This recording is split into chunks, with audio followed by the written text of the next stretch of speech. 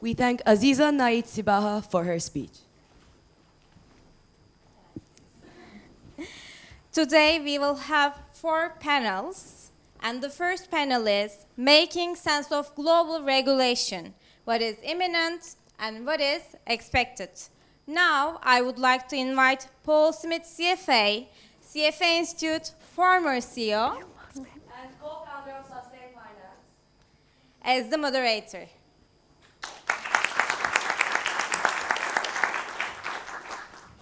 The panelists are Ivan Leposavic, Belgrade Stock Exchange, Murat Günaydın, Deloitte, Dr. Yılmaz Arguden, Arge Consulting.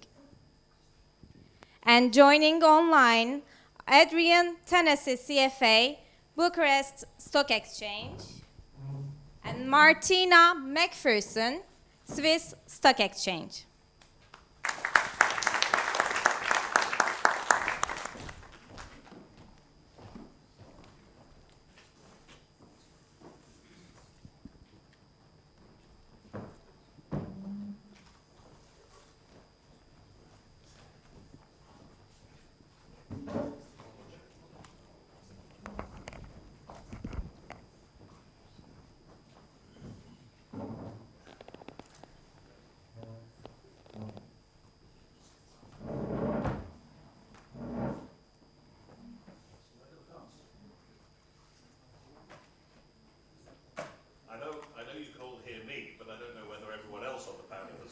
Loud a voice as I have. Hopefully we'll have some microphones. Thank you. Thank you. I can share mine. That one's working. Dr. A, is that one working? Seems like it. Yes. Good. Okay, let me just get my notes up here. Good morning, everybody. Lovely to be here. Wonderful opening comments from Aziza that sets us off, I think, with a great tone for today's meeting. Legislation. There's an awfully lot of legislation going on in the world at the moment, as Kubra said to us. But I think it is worth reflecting that legislation now more than ever is very important. There is a little bit of a pullback when one looks in America and elsewhere in the world on the sustainability debate. And so to drive this conversation forward, to get the results that we all want to get, regulation has never been more important. And today we live in a very challenged world, not just from a climate perspective, and we see that every day in our newspapers and on our news feeds, but also from a social perspective as well, where the world is a very troubled place, and now more than ever we need sober counsel, wise regulation to help move finance, and obviously that's the main preoccupation of most of us in this room, to move finance and financial money from where it is today to where we need it to be in the future. And I think legislation plays a huge role in that. I'm delighted to have a very diverse panel today, diverse in terms of gender, but also diverse in terms of location. We're very lucky to have Ivan here. I just remembered as I was thinking that President Xi Jinping is in Belgrade today. So we are, I think, very lucky to have you here today. But you're not called away for higher duties. Hopefully, on the screen we have Adrian from Bucharest, Martina, who is from everywhere, and obviously our 2 guests here from Turkey. So without further ado, I'm going to turn it over to Dr. Ardoğan. You always have a lot to say. I know we have to finish at 11 because Dr. Ardoğan has got to change continents for a board meeting at 12. So he's got to get over the bridge sooner rather than later. So we will finish quite promptly. But Dr. Ardoğan, legislation, is that really going to get us to where we need to go, or are there other things we should be considering? Thank you, Paul.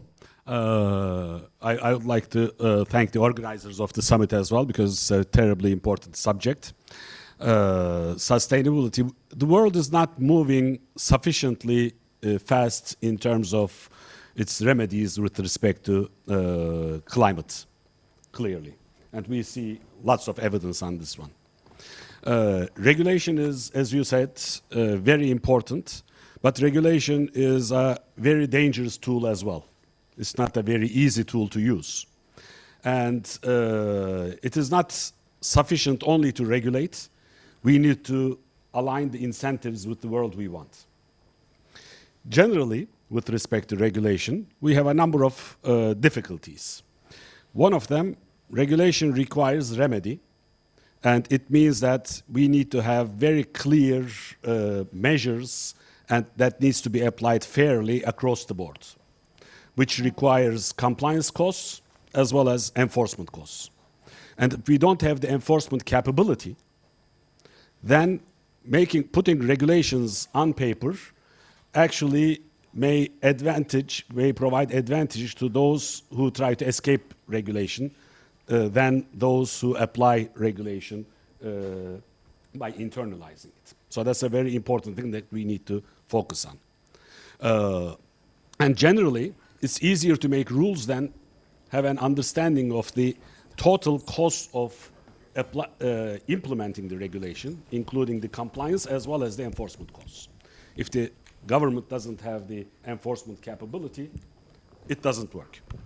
Second, sustainability is a very multidimensional subject. It's not very easy to put your arms around it. And when you look at particularly investors, they try to utilize lots of indices and so forth around it. But even these indices have quite a few deficiencies in themselves, in that because it's multidimensional, when you try to put an index, it looks like adding your weight, height, blood pressure, and how fast you add, and come up with a number. It doesn't mean anything, because each dimension is different. Furthermore, how we measure those might be quite different as well. Some of them might be measured by meters, the others by feet. If we put the numbers together, it doesn't mean much either. So we need to really be careful about what we are measuring, how we are weighting them, how we are combining them, before understanding how we regulate them. Therefore, I think what we need to do is we need to use multiple tools. Regulation is very important, but not sufficient. One of them is definitely voluntary initiatives, which are very, very important. I'll give you one example, which is the Global Compact. It is the largest sustainability platform in the world. Doesn't have any enforcement, except if you don't report, you just get kicked out, that's all. But apart from that, there is no monetary penalties or whatever. Yet it has become the largest sustainability platform because it allows a lot of flexibility. And actually it helps the climate change significantly as well. Not enough, but significant contribution. And the reason behind it is that an SME in India and a multinational company in UK, you cannot put the same standards.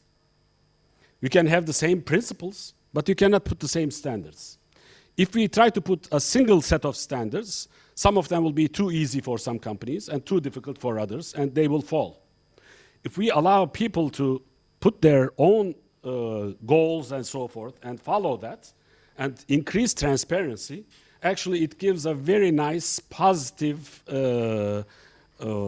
race towards a better world. So that's one initiative that I would like to note, and it has been very, very useful by providing that flexibility to different institutions. And particularly since this requirement of signature by the CEO of each institution is very important as well, because generally guys who come, or ladies who came to top of the company are quite competitive, and they try to do better. And if everything is transparent, then they can do benchmarks with their peers and try to do even better. So it is motivating a better world through a voluntary initiative. Another issue that I'd like to raise with regards to regulation is that we try to regulate whatever problem we see. And the only thing we have is a hammer, we try to see everything as a nail. For example, I think Aziza mentioned a very important subject, which is gender equality is not about gender.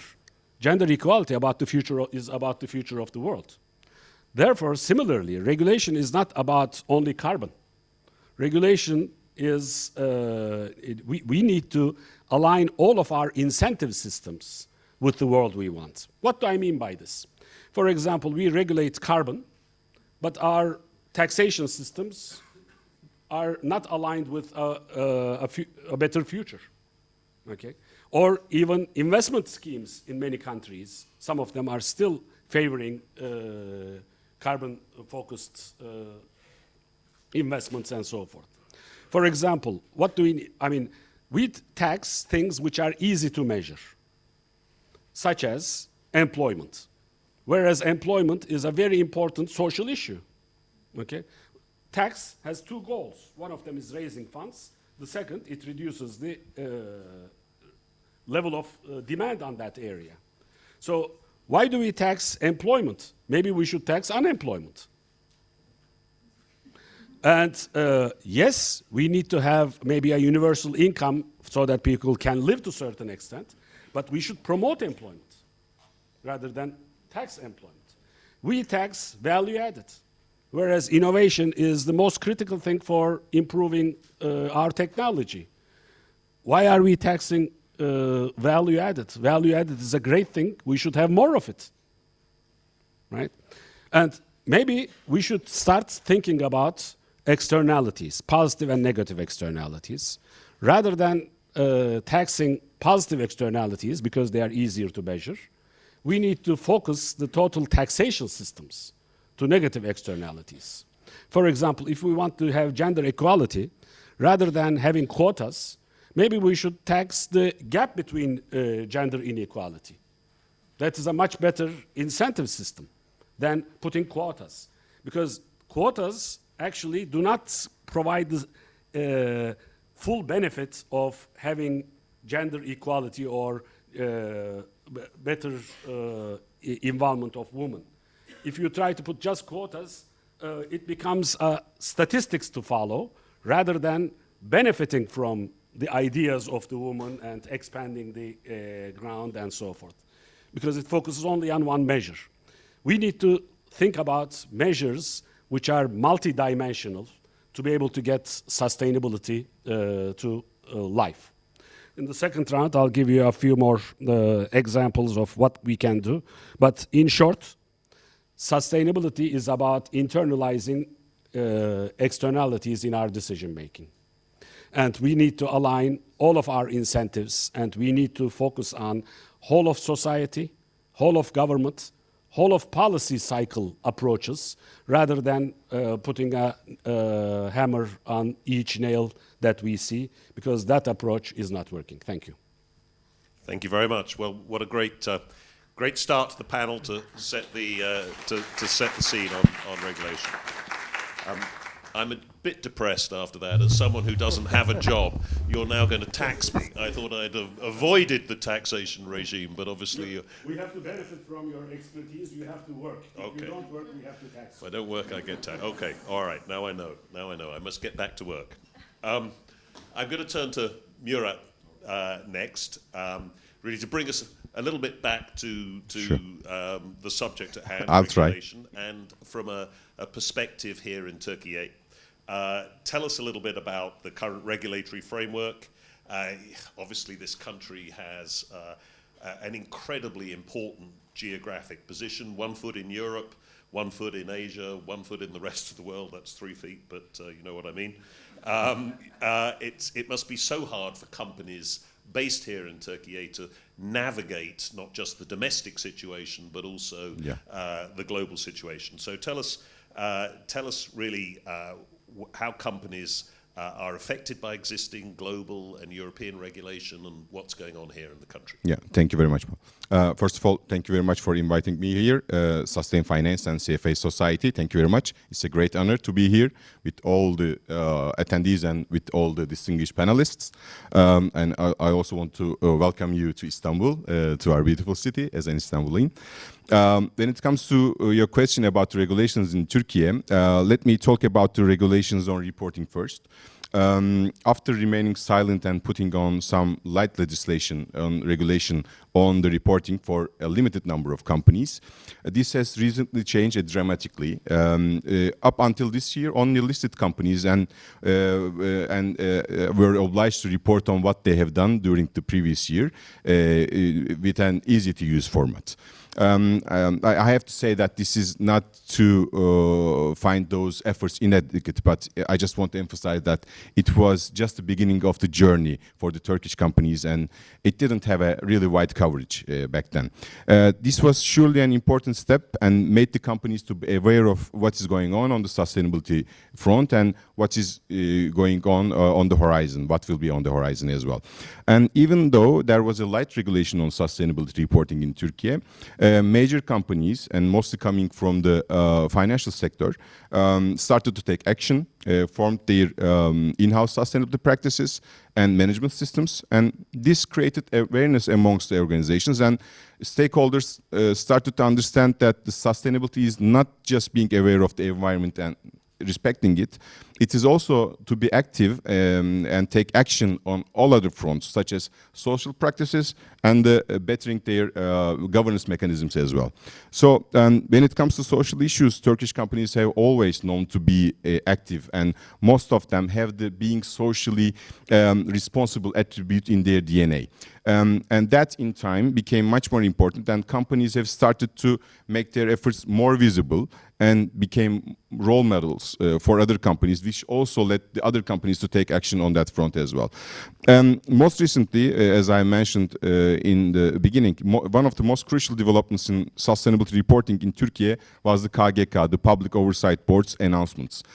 This was first mentioned during COP28 in Dubai, that Turkey will be one of the first countries to implement the IFRS sustainability standards. And during the last days of 2023, an announcement was made by KGK that they will be issuing the standards on sustainability, which will also include the eligibility criteria and other requirements to be met for companies to report on their sustainability performance. And a great number of companies will be included, and they will be obliged to report in line with the Turkish sustainability reporting standards. And for financial sector companies, it's a must. They have to report. But some other companies, they will be subject to kind of a criteria, and a lot of companies will be in the coverage of the sustainability reporting standards.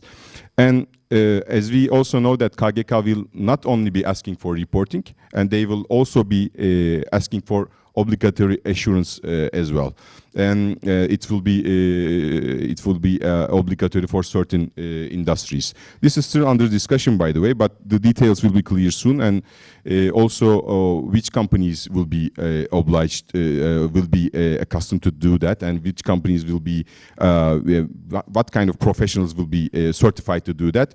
This is still under discussion, but it's going to be announced soon by the KGK. And this is really a major development that is going to affect most of the companies in Turkey. For other regulations, apart from reporting, CBAM, CSRD, CS3D are also gaining importance for Turkish companies, which are active in the EU region, and meaning that having investments or earnings incomes in the region or exporting to the EU countries. There are really important reporting and tracking responsibilities, necessities coming from those regulations for Turkish companies that needs to be met, carefully and timely reported and examined and followed up for recent developments. And as these regulations are relatively new for EU companies as well, it's a journey that we will all be embarking all together and discovering together. Especially CBAM is really looking very crucial for the companies in the Turkish market, and it has come to force by the end of last year. and it is affecting too many companies in Turkey which are active on the certain industries such as cement, iron and steel, aluminium, fertilizers, electricity and hydrogen. These companies will all be affected by the CBAM regulation. So in line with this, a local emission trading system will be also discussed in Turkey, and it's according to the new developments will also follow in the Turkish. It started by the end of the last year, 2023. Yeah, it's already in place. The emission trading system, it hasn't started. It is still under discussion. But the CBAM regulation, as you know, it's applicable for the companies that are exporting to EU, and Turkey is affected. Turkey is affected. Yeah, you know. Just a couple of sectors. All the sectors that are in the, as I mentioned, iron and steel, cement and fertilizers, and hydrogen and electricity. And the global indexes or programs such as CDP, MSCI, Definitive SPTI, all these are really popular in Turkey. Although these are not really obligatory or regulation-led, these programs have a very good and useful way of leading the companies in a way that the awareness levels are increased and actions can be taken accordingly. In Turkey, we have a lot of companies that are global leaders in those indexes, and they are competing with their global peers as well. And as we have a really limited time, and as the question is about regulations, Paul, in Turkey, I also want to mention that we have a set of regulations in place and other ones to come on sustainability as well, such as Sustainable Finance Framework, legislations on green and circular economy, green financing, clean economic and secure energy supply, sustainable agriculture, smart transportation are still being discussed on government, NGO, and industry level. And as you can see, it is really very dynamic market in Turkey, and the regulatory environment is also really active, and this really makes me really hopeful for a bright future in Turkey for the Turkish companies. Thank you. Thank you, Murat. That was an excellent and rapid summary of what's going on here in the country, and a huge amount. So you need a good advisor to help you through, and Deloitte's obviously stand ready, I'm sure, to help you with that. Ivan, thank you so much for coming. I mean, firstly, great to welcome you here from Serbia. Another interesting country. Again, application for the EU is in, but not yet part of the EU. So you occupy a very interesting situation. Please do look Ivan up in the breaks and things. It's very important to try to make sure that he has a good visit. He meets lots of people from Turkey here who'd be interested in investment in Serbia and elsewhere. So please do make sure you take full use of Ivan's availability today. But tell us about what's going on in Serbia, where we are as far as regulation is concerned, and perhaps, as this is an investment conference, the opportunities that investors here in the room might have in your country. Good morning, everyone. First of all, I would like to thank you, Paul, and Sustainable Finance, as well as CFA Istanbul, as well as our fellow panelists. It's always a great pleasure to be in Istanbul. Just maybe a very short intro on my background, because it's a bit diverse. I come from finance, and I started my career in a small boutique investment firm, basically very opportunistically investing across Balkan region, which was a pure, let's say, corporate experience. Then I switched for almost 10 years. I used to work for the IFC, the IFI World Bank, and I was dealing mostly with infrastructure throughout the whole region of Europe, Central Asia, working a lot in Central Asia, working a lot with Turkish sponsors as well. And then I get back to my, let's say, family business. So a lot of, basically, the majority of my experience come from being an entrepreneur. So it's a quite a lot of different things. And now I'm holding a position of CEO of the Belgrade Stock Exchange. This is my primary job today. And then going back to your question, it's always very difficult to speak in a credible way when the topic is climate and ESG. It's very wide, and the implications are extremely complex, especially now with all these geopolitical tensions in which we see a lot of different. If we focus for a moment on energy, you see a lot of changed energy routes. You see a lot of change. For example, in Europe, you can see. I mean, we started with this green transition, but in the end, you can see some trends. For example, in the biggest European countries and the most, let's say, relevant, speaking of France and Germany, in which you see, for example, that the French are going back very strongly on nuclear.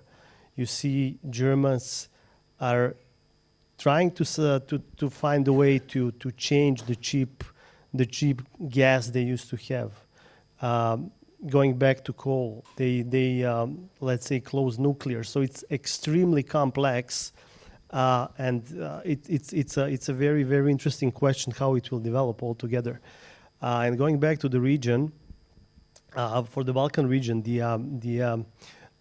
besides you mentioned Serbia is like a small Turkey between the east and west, geopolitically in every other sense. On one hand, we have some historical ties to the east, but on the other hand, we are part of Europe, very closely connected in terms of economy. And when it comes to let's say investment opportunities, the big issue for us in let's say the whole region is a very big reliance on fossil fuels. So in all the countries in the Balkans, meaning Serbia, Bosnia, Macedonia, we are very, very dependent on coal. Although we do have around almost 35% coming from let's say renewable. I'm speaking of energy mix. So 35% comes from let's say renewable, where hydro is a big percentage. But still, we have a very, very big percentage of coal, and it's for us it's a huge challenge how to make a switch, not just for us but for the whole region. So on one hand, you need to cut the coal. On the other hand, in order to increase for that percentage, you need to rely mostly on solar and wind, which we all very well know are so-called intermittent, meaning they're not stable. So you need concretely in Serbia, the government is there is a big challenge how to balance the system. So we are thinking very, very seriously about reviving one of our historical legacy projects, which is pumped storage hydropower plant, almost a little bit less than 2 gigawatts. So it's a very important balancing asset, because these are things which will be crucial, but because it's very simple, you put a solar and wind, you make a switch relatively easy in theory, but in practice, not just in Serbia and the region, but throughout the whole world, the infrastructure, the transmission is an issue, and you need to see how to do it. Battery storage is developing, but still they are not fully tested on the large scale.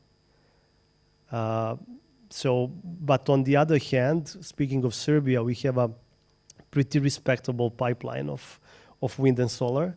We kind of had two phases in the renewable space development. First, we started with wind, which I believe was the right strategy, and the government relied a lot on feed-in tariffs. So we didn't touch solar, because we saw a lot of very bad examples of let's say excess profiteering from let's say huge subsidies on solar on one hand. On the other hand, capex for solar was decreasing substantially, and we didn't catch that wave. We waited. We invested more in wind. And now we are kind of opening up for solar, which is mostly, let's say, on a merchant basis. Okay, there are PPAs both with the government or just on the market. More or less for the beginning. Thank you. Thank you very much. That was very useful. I learned a huge amount more about your country than I knew going in. This is the most nervous moment of the panel. We're going to turn to our two guests who are on the screen here, and hopefully that's going to work. Adrian, I saw you unmute. Hopefully we'll be able to hear you. Tell us a little bit about what's going on in Romania. Thank you for joining us today. Specifically with regard to non-financial information reporting, and what are the major changes from your perspective in Romania that you see coming down the road, and particularly how well prepared is your market? That's something we haven't talked about this morning. It's all very well to think in terms of regulation, but how well are companies prepared? How well is society prepared for the sustainability conversation? Adrian, over to you. Hello, Paul. Thank you very much. Do you hear me? It's okay? Everything is okay? Great. It's very good. Okay. I'm very happy. First, thank you very much for inviting me, and very sorry not to be in Istanbul. Something has come up in the last days into my agenda. And yes, but looking forward to have other opportunities to discuss physically. And yes, in Romania, of course, the regulations are coming like everywhere. Yeah, CSRD will come next year. All the companies, the big companies, for instance, in the first phase, should report. I think a lot of indicators. Yeah, and you are trying to prepare the market for this. Yeah, but you are doing this from 2019 in Romania, because in 2019 you have started a collaboration with Sustainalytics. Yes, part of Morningstar, ESG score providers, to calculate scores for all the Romanian listed companies. And this was, yes, by itself, this was a very good preparation exercise, because all the company has become interested about improving the ESG scores. Yeah. So those ESG scores are available for all the companies, at least, and for all the asset management industry. And you have already 22 companies which are voluntary publishing their ESG scores. And yes, so hopefully in the next period, all the ESG scores will be public.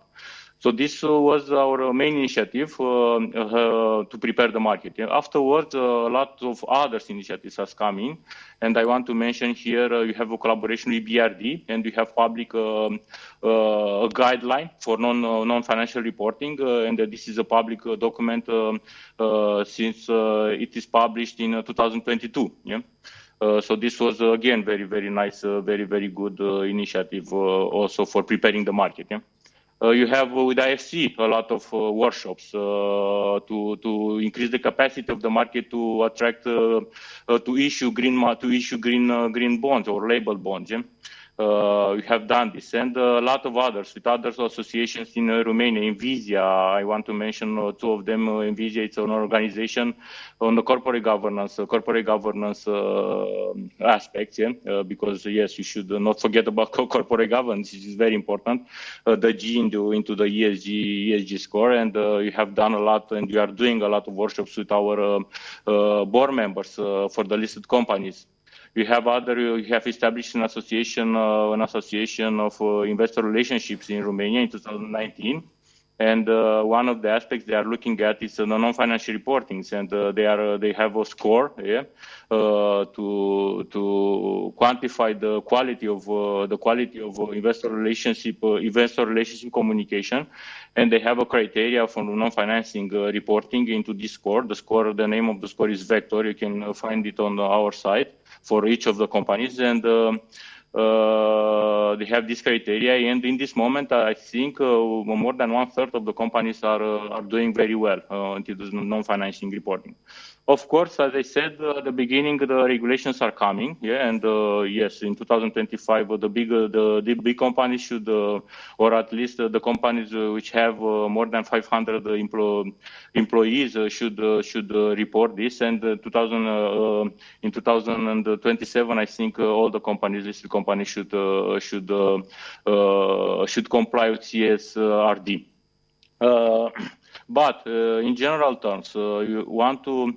The regulations is one side, yes. Of course, everybody should comply, but all our efforts is on the to explain the issuers and the market participants that this is a very important preparation for them, yeah.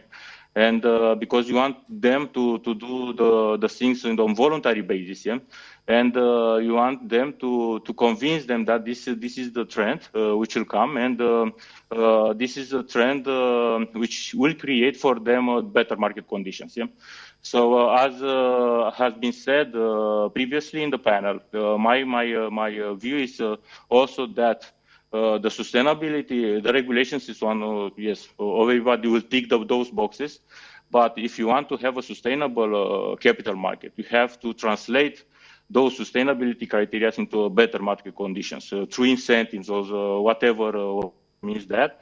If this is not happening, yes, we want to reach our goal. Yeah.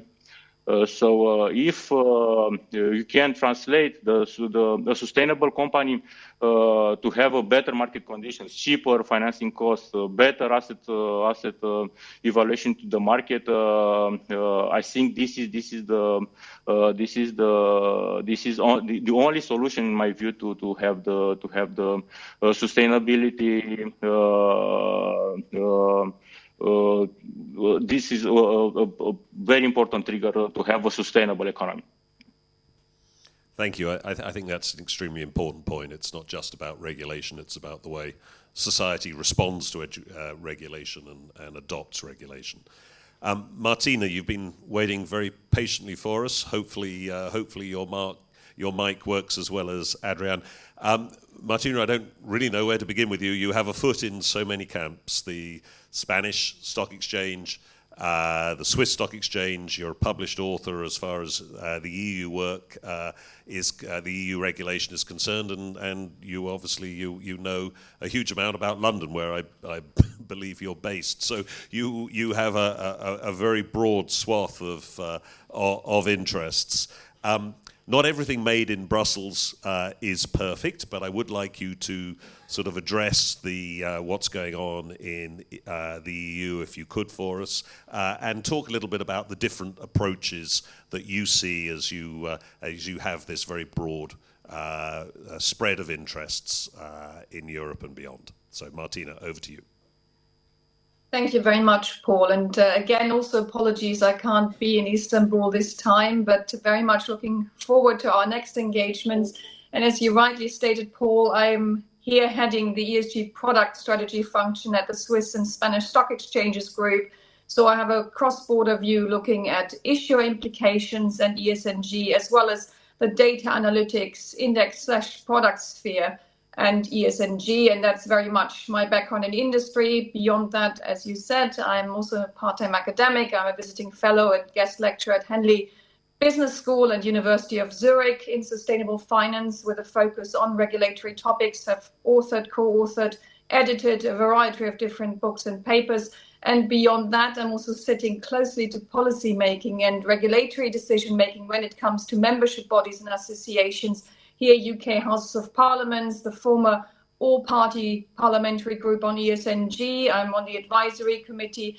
And of course, I was chair of the board, and now I'm a board member of FOSTA, the Future of Sustainable Data Alliance, which represents the ESG data ratings and products industry. And beyond, of course, SIX, we have members from LSEC, the London Stock Exchange Group, from Morningstar, from ultimately S&P, CDP, Clarity, and ESG book. So the who is who in the ESG data ratings and product sphere. So to just sound and round up, I think that gives me a good idea on what's happening in the regulatory landscape.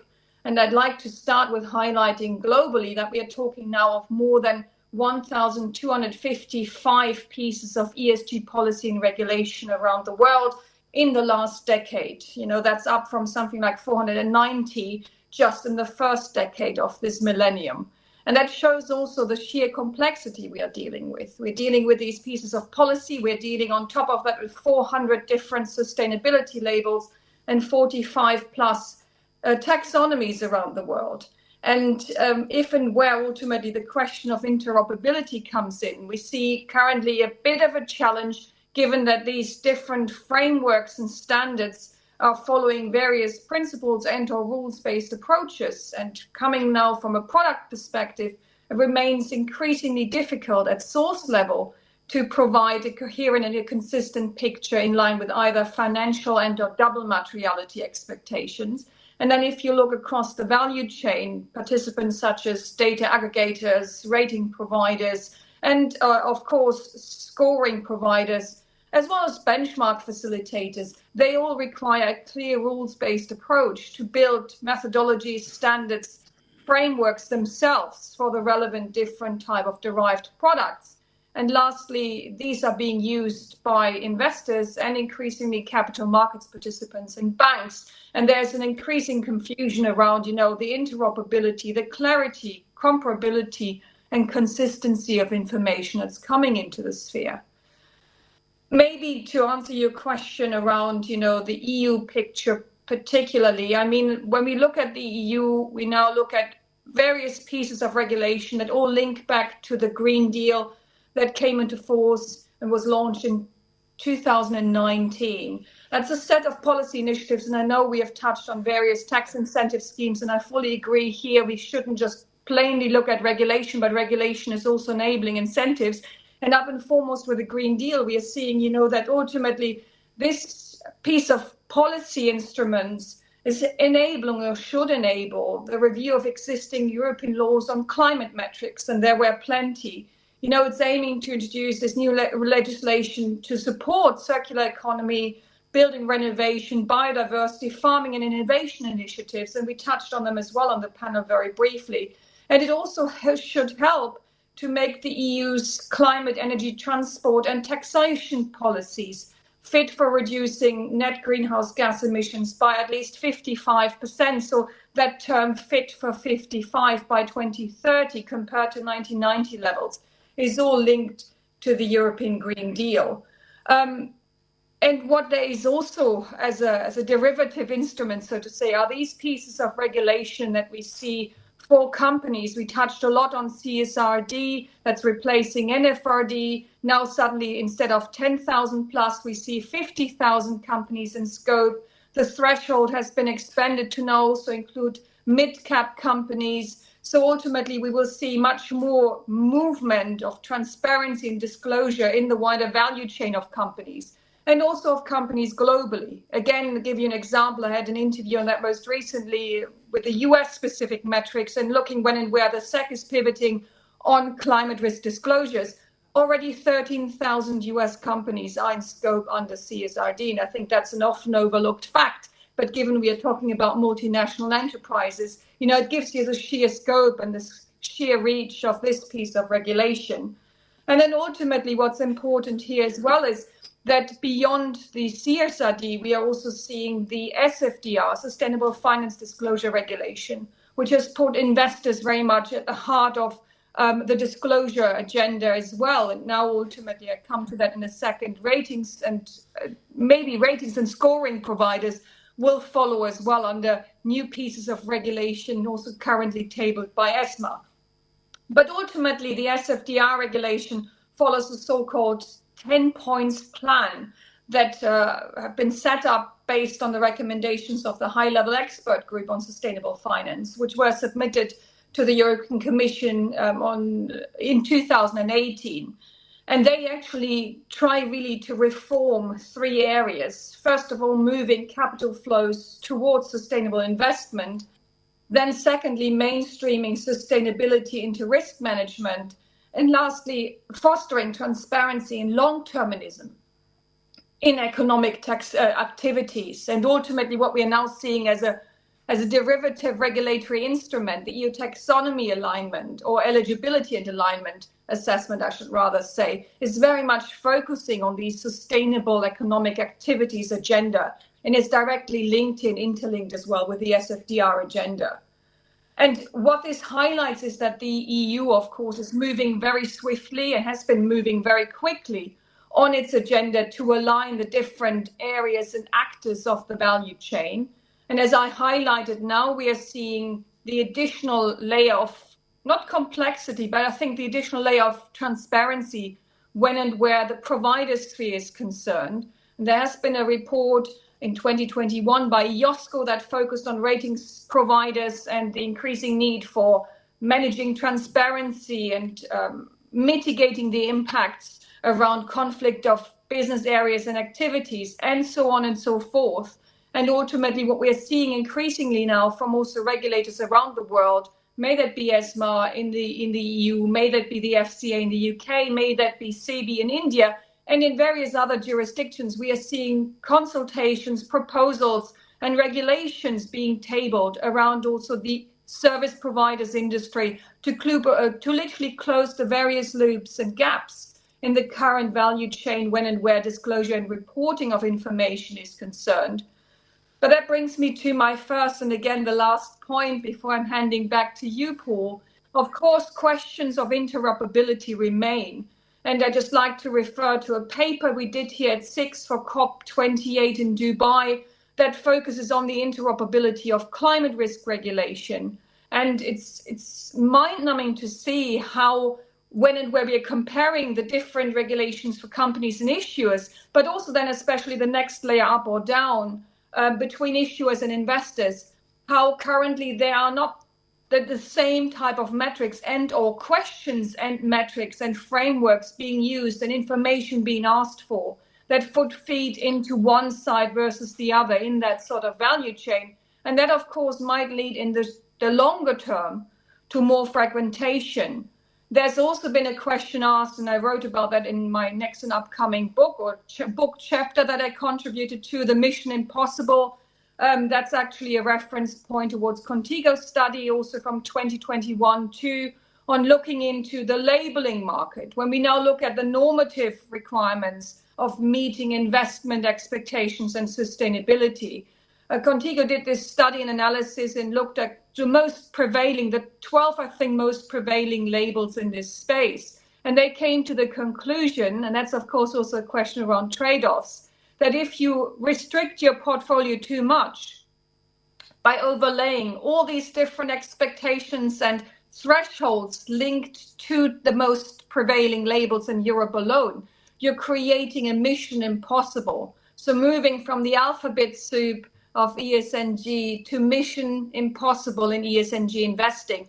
And I think that's, of course, a big question of the outcomes, the trade-offs that we need to ask ourselves. Also, when looking at some of the studies by Morningstar most recently that have shown that regulation, again, is incentivizing more transparency and clarity, but might decentivize ultimately investment ambitions. And we have at least seen some outflows from the so-called SFDR dark green Article 9 funds into 8, and from 8 into so-called 6, which is obviously the label or the classification, I should rather say, for literally non-green funds. And I think that playing field is getting slightly more leveled again. We have seen initially a lot of outflows and movement in this area. But again, I'd like to highlight, in order to build the trajectories for the EU's Green Deal, we are talking at the end of the day of sustainable capital flows, and they need to be absolutely enabled and incentivized, I think, as Adrian has just mentioned too. Thank you. Martina, thank you. Well, a huge amount in there, and it's a great shame you're not with us to be able to talk to all of our guests here in person. So thank you for that. Dr. Adrian, I'm going to turn to you, and then I'm going to let you go so you can flee the room. Some final comments picking up on some of the threads that you've heard from round one. I appreciate it. Thank you. Sorry for the tight schedule, but anyway. First of all, what I'd like to say is that how can we have a more sustainable and resilient future? What do we need to change? We need to change our mindset. all the decision makers, all of us, as individuals, as institutions. And the key reasons for why we are facing some of these difficulties is that we focus more on short term than long term.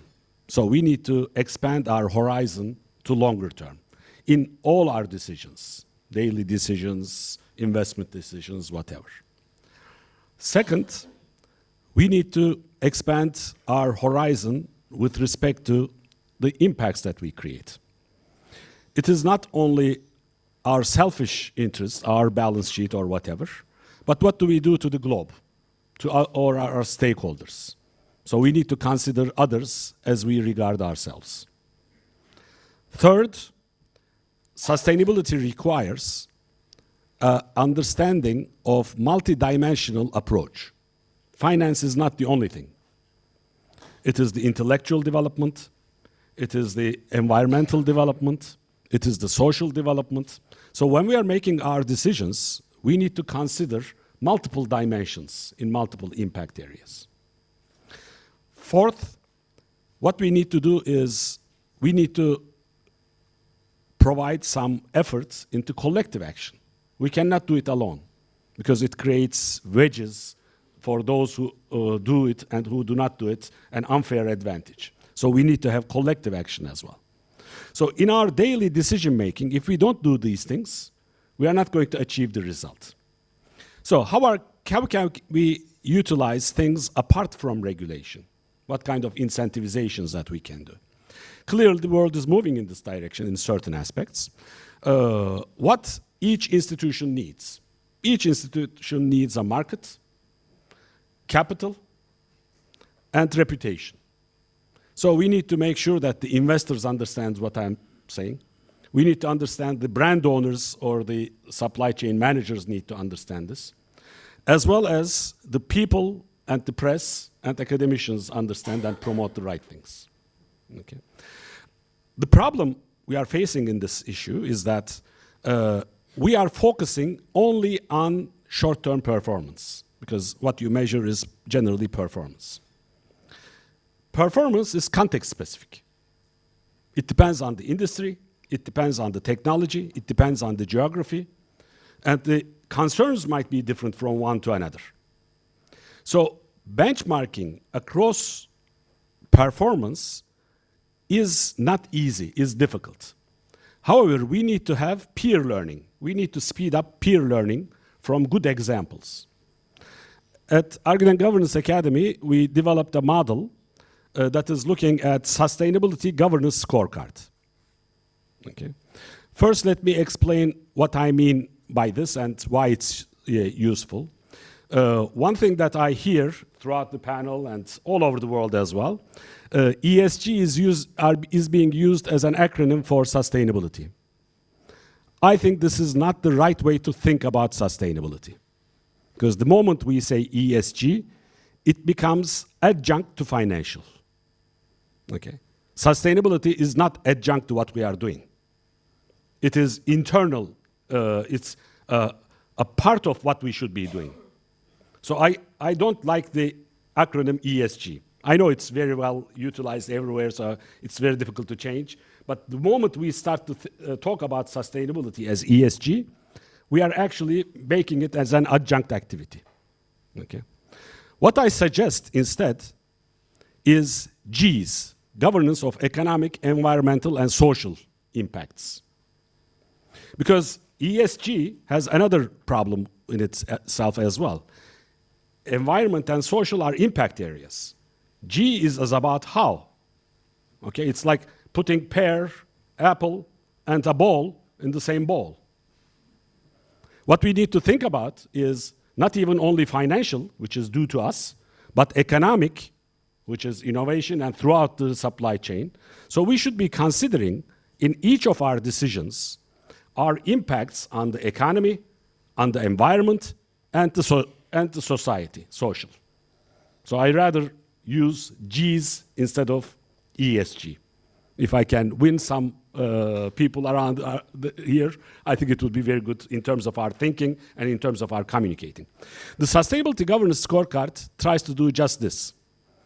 What we measure is not performance of each institution, but rather how they provide governance to their sustainability activities. This is important because we are in a repetitive game situation. Performance in one period is influenced by how you are doing it in the previous periods as well. So we need to build trust around the society. And the trust can be built only by good governance. So if we can measure governance, which has very good qualities in terms of our ability to learn from different industries, different geographies, and so forth. It's not just because good governance is good, but rather good governance is comparable across institutions, across geographies, across industries. So we can improve global learning, peer learning, by focusing on measuring how we are providing governance over sustainability activities. I suggest you check our sustainability governance scorecard, which is everything is publicly available. It is a nonprofit foundation that we are doing this with.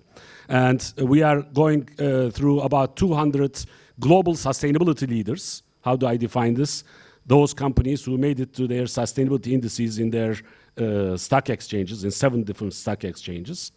And throughout, by utilizing their public disclosures, we do not look at their performance. We do not compare their performance for this particular year. We compare how they provide governance over their sustainability efforts. Do they have the right people at the board to review this? Are they bringing it to the board? Are they doing stakeholder engagement? Is materiality utilized, double materiality? Materiality for others as well. Are they considering all the areas? Are they transparent about not only what they have done, which is generally a good case for greenwashing, but rather about their goals? Are they explaining their gaps? Because they may not meet that, but if they are explaining their gaps, then they are, we can learn from them as well. So I think it's a very good tool to improve peer learning globally, and utilizing G's acronym would be a much better way of understanding the sustainability issues. Finally, I think we should also consider utilizing the market forces for sustainability by building markets for carbon, markets for water, whatever. There are lots of cases where, for example, companies are focusing on their own water usage, but when the water is free for agriculture, there is huge waste of water. If we can focus the markets to utilize their innovation capability to improve water usage in agriculture, they can save hell of a lot more water than what they do invest in their own factories.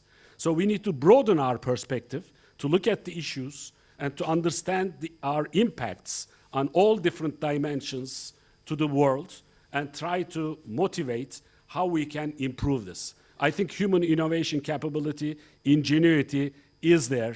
The only issue is the way we are looking at this, and we are limiting them to our own institutions in silos and so forth, and the way we are thinking about it as an adjunct activity, and the way we are regulating it by one each area is the problem. We need to have a much broader thinking perspective. Thank you very much. Thank you, Dr. Arden. Please head out. You've got to go. I mean, I'm sorry to leave you, but it was a great pleasure. Go. We have 10 minutes left, so we need to be swift in round 2. Murat, greenwashing, you touched upon it in your first speeches, your first talk. Tell us a little bit about that as a subject. We haven't actually called it out yet, and how the assurance industry is going to shape to tackle that. Yeah, assurance is really important for reducing the greenwashing, of course. I will try to keep it short. I'm not going to get into the details that I have just taken my notes about. First of all, I have to say that in the first round that I mentioned, the current regulation that KGK has implemented is really important, and it's leading the companies to one report, so integrated reporting, because of the financial or non-financial reporting timelines are getting and coming together. So there will be a consolidated report on financials and non-financials as an integrated report in the near future. There will be some exceptions for the first year for the Turkish companies, but for the upcoming years, it's going to be integrated. I would like to just provide some information and some numbers from the Turkey about sustainability reporting. In the Turkish market, we see there are lots of sustainability reports and plus integrated reports. There is a rise in demand for integrated report. We can see that nearly 20-25% of the reports are on integrated report. As we don't have the concrete statistical figures on exact number of companies reporting on sustainability in Turkey, I would just like to refer to my notes about the KGK and IFAC, the International Federation of Accountants report. During their IFAC report in 2023 report, for a total of 50 companies that is included in the IFAC research for Turkey, the ratio of companies that have reported on sustainability on 2021 was realized as 88%. So this shows a solid increase from 72%, which happened in 2019. And 82 of the reporting companies have utilized GRI standards, while 80% of the companies have used more than one standard like CSRD or SASB. And 84% of the companies that were included in the research also included assurance in their reports as well. So it was really important. And it's going to increase. We will see that increase with the help of the newly established standards. And it's going to be, it was like ISA 3000, the use standard was ISA 3000, and it's going to change as ISA 5000, the proposed standard on sustainability assurance. I'm just going to keep it short by keeping the time in mind. I just want to say that as the Turkish companies are moving towards obligatory reporting in Turkey, some companies may face difficulties in the first years, but adaptation will be quick. Turkish companies adapt really quickly to the changes. And with the directions of KGK and with the help of the NGOs and the agencies and the advisory and audit firms, we will see a much more increase and we will see that experience levels going higher in the Turkish market. Thank you. That's very encouraging. Adrian, I'm going to switch gears a little bit, come to you on green bond issuance. We talk a lot about equities, but bond issuance is in many ways dollar for dollar more important than the equity market. And I know you've listed some green bonds in Romania. Tell us quickly about the regulations there, very quickly about the regulations there, and where you are in the green bond market. It's not about regulations, it's about capacity. So yes, so far I think more than 2 billion euros has been issued as labor bonds, let's say, green bonds issued by banks, and we have a sustainability linked bond issued by a corporate for 200 million euros.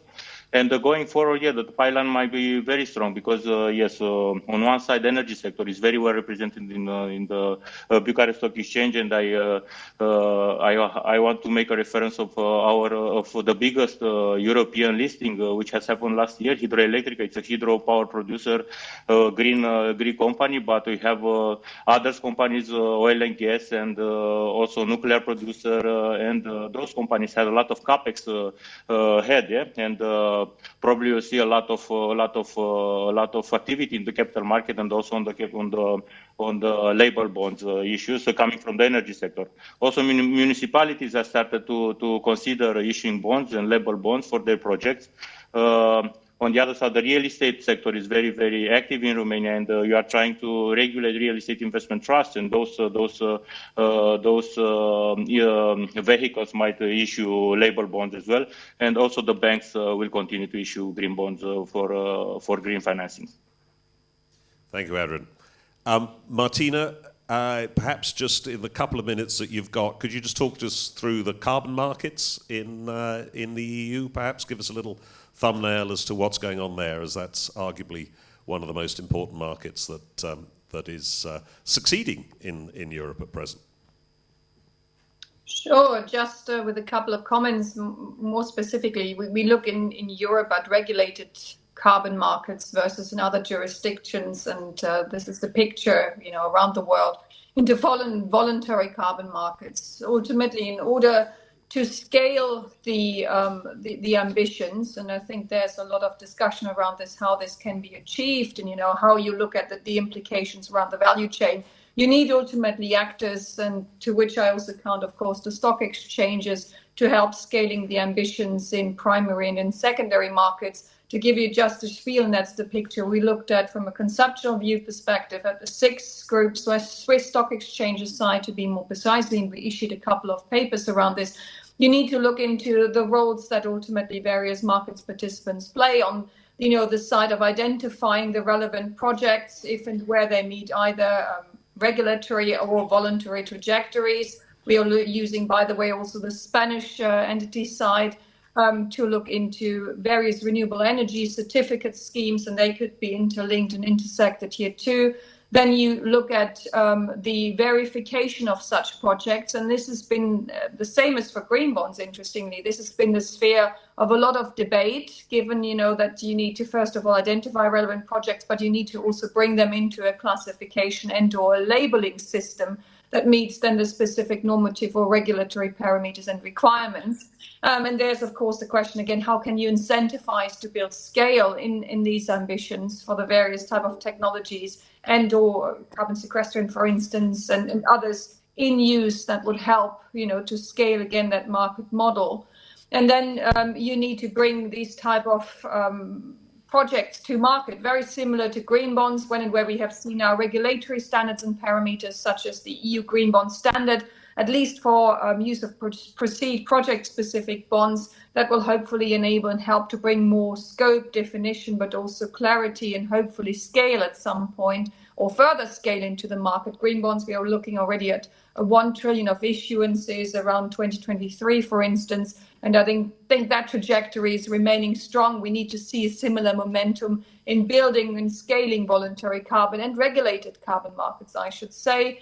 But ultimately then from there, the ambitions as well, and very similar to green bonds, also what Adrian described, you see listed vehicles on exchanges. Listed instruments could literally follow also for both sides of the equation. 6, we are also, and that's Spanish and Swiss stock exchange group. We are, of course, also listing already green bonds. The question is, how can you become an intermediary as an infrastructure provider also for carbon markets, regulated and voluntary?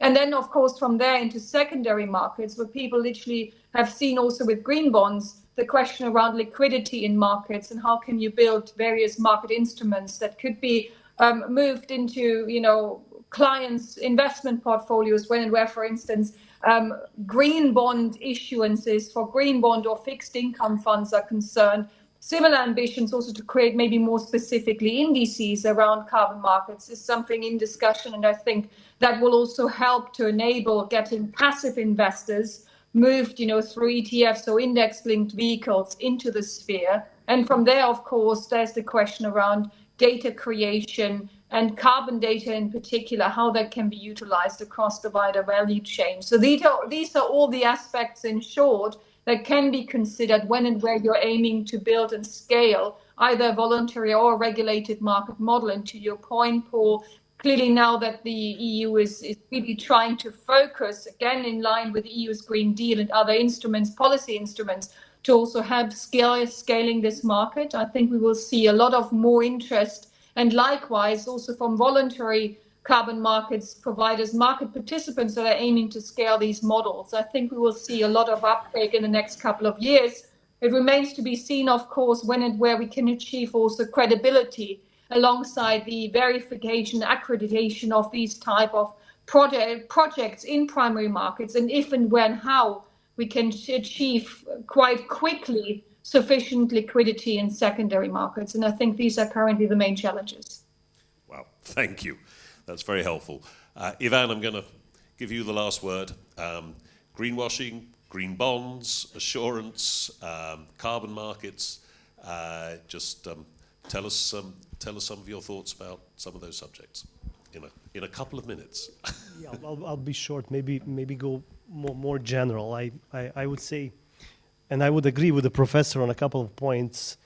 In the first place, long-term view, and secondary, multidimensional approach. Someone would say that Europeans regulate and the Americans innovate. And jokes aside, I think that we really need to be very creative how we tackle the whole issue between imposing costs on one hand and putting some incentives on the other. And of course, as all the participants, I mean, when you start digging into details, you really realize it's not that easy. Interoperability is a huge issue. But the bottom line is sustainability is here, and I think that all the stakeholders might benefit from benchmarking the effects of digitalization on the economy and everything, because it is definitely there, and there is a good quote which starts to be using more and more. And you probably know it all, but it's very true. The change is not necessary. Survival is not mandatory. So I think we really should think very deeply how we adapt to this trend, because it's happening. Well, what a great way to end. That's a very thoughtful summary of a very wide-ranging conversation. Thank you all for sticking with us. Sorry we ran over a little bit, keep you from your coffee, but I think you'll agree, and please put your hands together for the panel, particularly those of us on the thank you. Thank you very much.